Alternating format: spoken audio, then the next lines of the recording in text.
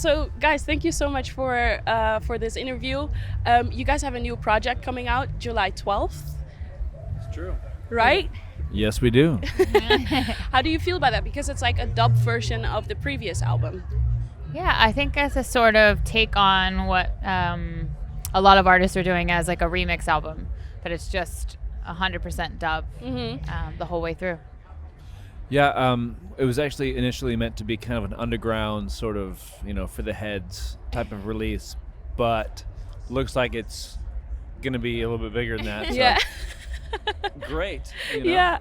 And because I know that dub is like very important for the band. I know that you learned how to play bass through The Scientist, right? Yeah, I did. Yeah. So Mark was an integral part of me learning bass, and he sort of instructed me to learn how to play bass to dub music. And Scientist was a key person in that learning because it's quite there's simple bass lines, but it's very specific, and the timing is very specific, and it's laid back. Yeah. So it's like my ABCs. Yeah. And when we look at the dub genre, like what is it that connects through the sound of the band? At least for me, it's that kind of, for lack of a better word, that kind of psychedelic, spacey sound of. It's like a memory repeating and then becoming noise. Yeah. How you catch the chord going zhing, and then it goes shing shing shing shing shing shing shing shing, and it becomes this. It's like memories upon memories. Yeah. And you put it into a space, and you put it into a different contextualization. I think that it's just so fascinating as a process. Yeah, and I think we're quite like bass and drums are it's the foundation of Khruangbin. Thanks to this one. And dub is very drum and bass oriented. And whose idea was it to basically remake the last album? Well, I mean, I've been kind of doing dubs of the record off and on for the past couple of years, and I was like, I wanted to put out a cassette, like a real underground, only it shows kind of cassette. And I think the label was like, no, let's make it a thing. I was like, okay. I'm not sure if that's for everyone. Some people will be like, yes, and some people will be like, this is the same thing. This is the same record, just with echoes on it. Like, what's that? So some people will get it, some people won't, and that's fine. Why are you laughing? Do you feel like that's something you've heard before? No, I like Mark's voice when he does it. It's funny. But I think like Khruangbin has maybe opened people's eyes to instrumental music, and if we can open people's minds to dub music, and maybe people who didn't know who Scientist was now know who Scientist is, that's a hugely important thing. Why do you think it's so hard to open up people to instrumental music? I don't know if it's hard to open people up. I just think that it isn't the obvious thing. And certainly when we started and we got our first record deal, people pressured us to put vocals on things or to sort of collaborate with a vocalist. Your music would be great if it had vocals on it. We're like, but what about just, as it is? And and our first record we tried to put more vocals on, and because you wanted to, or because the pressure got too hot? Pressure. And then it was like the last day of recording, and we were like, nope, not gonna happen. The last day of recording? Yeah. You just threw all the vocals away?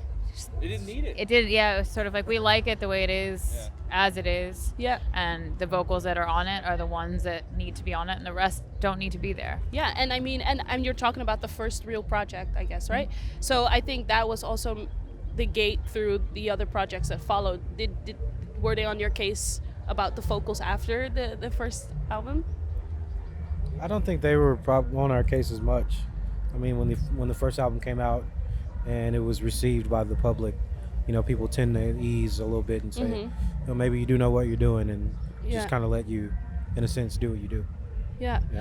And speaking of which, because I mean, the band is really influenced by Thai surf music, but with the new project, you guys also went to other places in the world. How do you make sure that you still keep the Khruangbin sound and the identity of the band intact? I think the Khruangbin sound is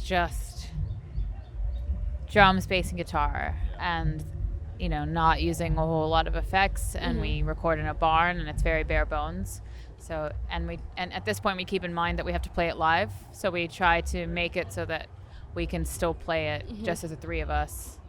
You know what I mean? Yeah. So that's kind of the Khruangbin sound. Yeah. Each of us sounds the way we sound. Do you always have the life experience in the back of your head when you're producing new music? At this point, yes, definitely. In the beginning, no. Yeah. Yeah. Well, at the beginning, you don't know that you're gonna play live. You just hope you're going to. Yeah. Yeah. When we did the first record, we didn't know we were gonna be, playing Yeah. festivals and touring. That was a very happy accident. So back then we were just like, well, we're gonna play some drums, play some bass, play some guitar, and make some songs, and that was it. Yeah. And now it's like, oh, you can have all this opportunity and all these technological capabilities to do whatever you want. You can layer all the stuff on and do the thing. You could play to a laptop if you want to, and I really don't want to do that. I don't want to have a whole bunch of stuff to turn on and off during a song. I just want to play songs. Yeah. And I think part of the live experience that I've noticed from like watching people watch it is that it's just three of us. It's sort of like that is part of the power. Even if you're playing a big stage like this one, it's sort of like, well, it's just three people on stage. There's not a lot of stuff. It's just there's a lot of space, just like our music is a lot of space. Yeah. And the two of you guys met in a church. You played music there. It was a very intense, but what I've heard, a beautiful environment to make music in. And I was personally wondering, what is like your favorite place to perform? Favorite place to perform? I definitely prefer playing outdoors. I think there's something that happens in an open air venue that doesn't happen when you're indoors. Not to say that playing indoors isn't great, because we love our venue shows and we get to do all kinds of cool things with lighting and things like that. But I love playing outside. There's just something that happens when people gather under the sky and clouds and experience music together. Yeah, and if I understood correctly, right now we're at Down the Rabbit Hole, and this is the first time that you weren't playing in a tent, but on like a main stage in the open air. What was that like? I thought it was intimidating to walk out to, because when you have a tent, it almost feels like a venue. It's still the open air, so people still have the energy of being outside, but it's closed, so you hear the slap back of the people shouting back at you. So when all the moments where you hope people will cheer, you can hear them cheer, whereas this is like, it's a little bit harder to hear them, go off, and it's more of a mass than it is to see individual people. But then you saw like a guy on a wheelchair being held up in the crowd, surfing essentially in a wheelchair, and you're like, well, actually, I think it's probably okay. Yeah. And then back to the new album that's coming out. I mean, you guys worked with the scientists. There are 2 songs on there that he worked on with you guys. What was that experience like? And did he come to the barn? That's what I was wondering, because you guys recorded in a barn. He didn't come to the barn. He took us to a really cool Indian restaurant in LA. That's right. It was really unexpected. It's in sort of a hipster area, but it's not a hipster Indian restaurant. And very authentic. Yeah. It was really authentic. And we had lunch and broke bread, and he wanted to try it out. It was weird. It was one of those like meeting your heroes moments, and how is it going to be? But he was great. Yeah. He didn't disappoint you guys at all. No, not at all. I mean, That's great. What the dub record is essentially the exact same tracks that we recorded for Con Todo El Mundo, but just recontextualized. It's not, we didn't record anything new. It's just been processed and filtered in a new way. Yeah. And that's what dub music is. To make a dub album as a purpose is kind of weird, because the whole tradition of it is to take a song that, the dance hall already knows, and to cut the vocals and to cut everything else out so that it gives chance for like the DJ or the MC to, to chat over it, Yeah. But in this case, I think it works in a new way, because there's a lot of people who have asked for like, oh, I want the backing track so I can play guitar to it, or there might be an MC be like, oh, I want, a Khruangbin beat to do my thing. I'm like, cool. At this point, this is exactly what that is. You know, it's made for that. Yeah. But if you just want to listen to it and just chill out, it does the job very well. So I'm very happy for it.